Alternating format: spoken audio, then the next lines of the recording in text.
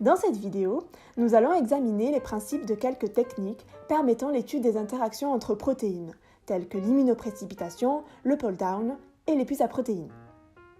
Les protéines sont en quelque sorte les briques du vivant.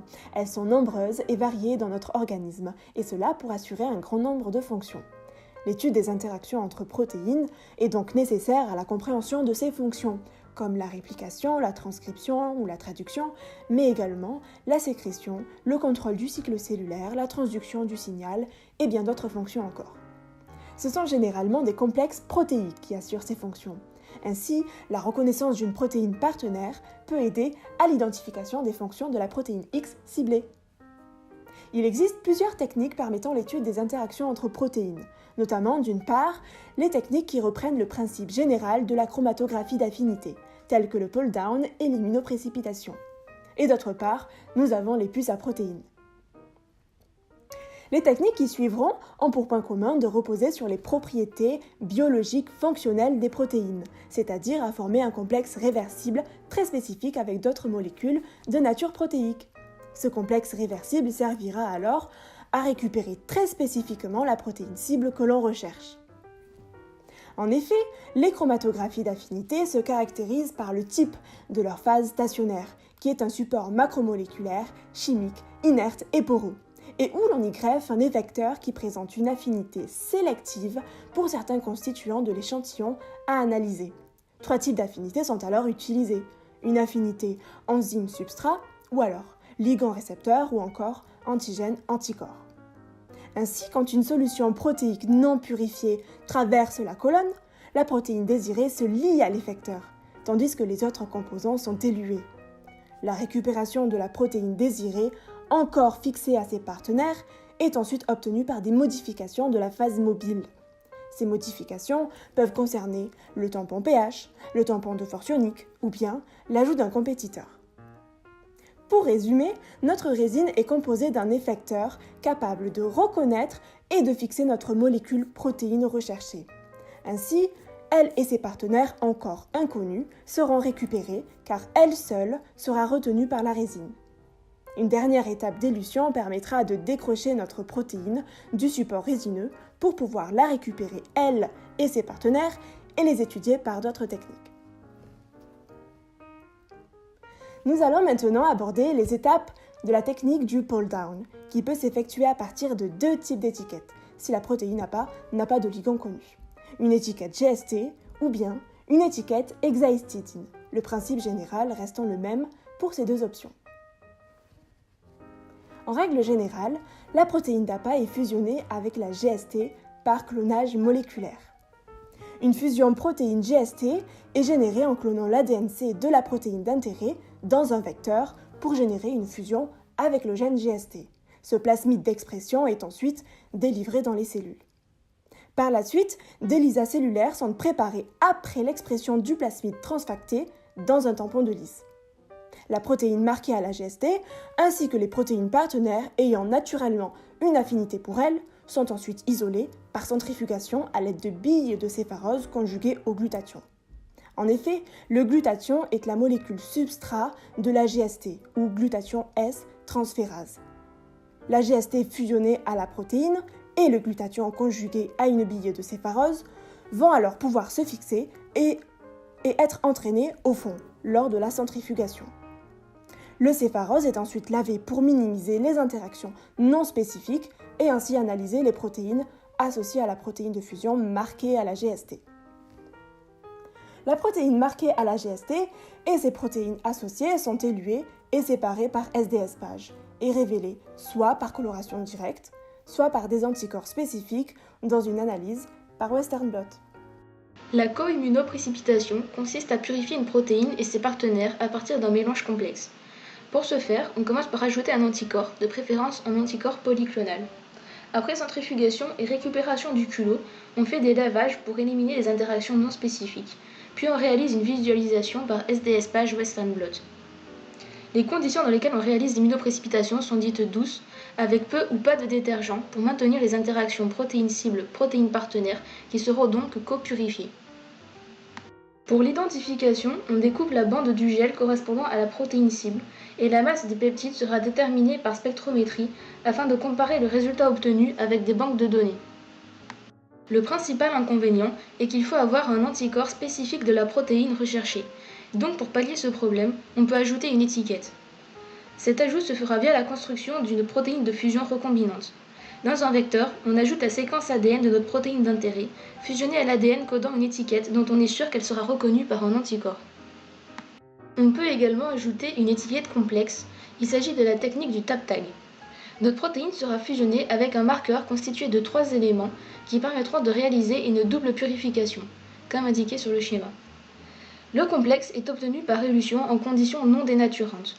Puis on peut réaliser l'identification des protéines du complexe par spectrométrie de masse.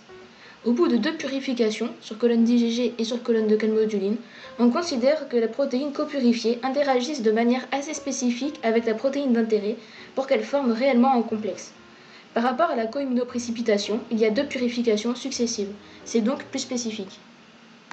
L'ajout d'une étiquette peut également poser des problèmes.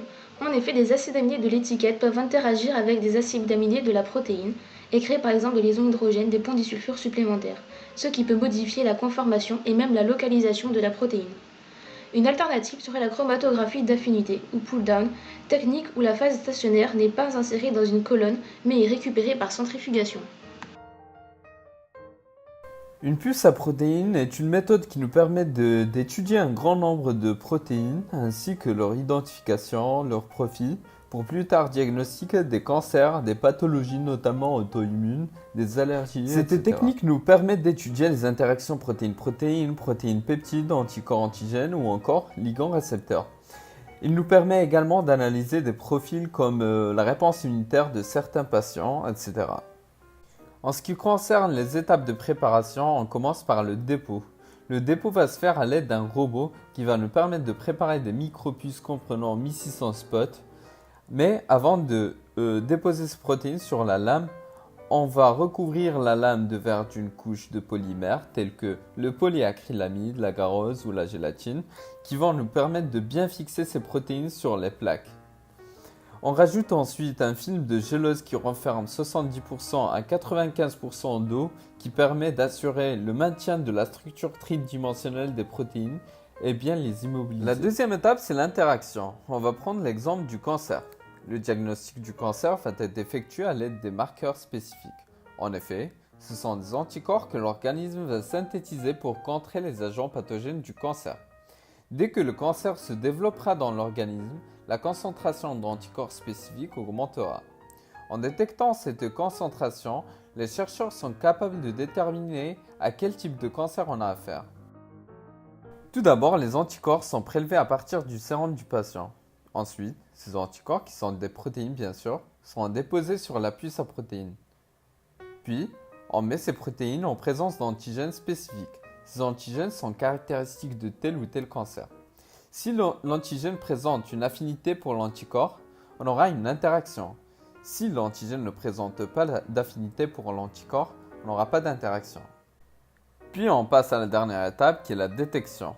Avant le dépôt des protéines, on associe les cibles et sondes à des fluorophores de couleurs différentes. Par exemple, on associe l'anticorps à un fluorophore de couleur verte. On associe l'antigène caractéristique d'un tel cancer à un fluorophore rouge. Une fois les protéines mises en contact, les complexes formés mettront une fluorescence détectable. La lecture des spots sera alors réalisée par un logiciel qui va analyser cette fluorescence et traduire les informations sous forme de couleurs. Si on a une interaction, on aura la couleur verte et rouge qui vont donner par la suite la couleur orange. S'il n'y a pas d'interaction, on n'aura que la couleur verte. Voyons maintenant la préparation d'une puce à protéines dans un cas, celui de la rougeole. Des chercheurs ont voulu savoir si l'interaction NP-CD32 est partagée par différents virus du genre morbivirus, constituant un mécanisme de modulation de la réponse immunitaire. Pour information, le virus de la rougeole est un virus qui se fixe sur les lymphocytes B, et ce mécanisme inhibe la réaction immunitaire. Tout d'abord, NP correspond à la nucléoprotéine située sur la membrane du virus de la rougeole, et CD32 au récepteur Fc-gamma de type 2, qui entre en jeu dans l'interaction lymphocyte BNP. Ici donc, les chercheurs se sont intéressés à une interaction protéine-ligand. Cette interaction entre NP et CD32 a été observée à l'intérieur de cellules infectées par le morbillivirus, et cette interaction permet le transport et ou la sécrétion de l'ANP à la surface des cellules infectées. Outre le virus de la rougeole, 3 autres virus ont été analysés. Celui de la peste des petits ruminants, PPRV, celui de la maladie de Carré, CDV, celui de la peste bovine, RPV, et enfin un 5e virus, le NIV, le virus de Nipah, du genre Nipavirus, malgré une homologie de 44% de sa NP avec celle du morbillivirus. Les NP, utilisés comme molécules sondes, ont été immobilisés sur un prisme doré selon la procédure d'électrospotting, une technique complexe de dépôt par électrocopolymérisation des protéines qui met en jeu des propriétés électrochimiques. Le CD32, recombinant soluble, a été injecté sur la puce et les interactions CD32-NP ont été analysées par imagerie SPR, qui signifie résonance plasmonique de surface. C'est une technique qui utilise la mécanique optique pour la détection d'un ligand fixé sur son récepteur immobilisé, ici l'ANP.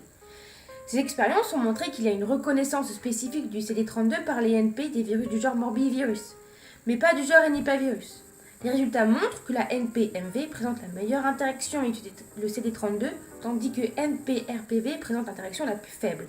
En somme, les chercheurs pourront alors déterminer les caractéristiques de la dynamique de cette interaction, grâce notamment avec la technique de SPR, la technique ultime entre guillemets, pour étudier les interactions données, mais aussi améliorer leur vaccin contre cette pathologie.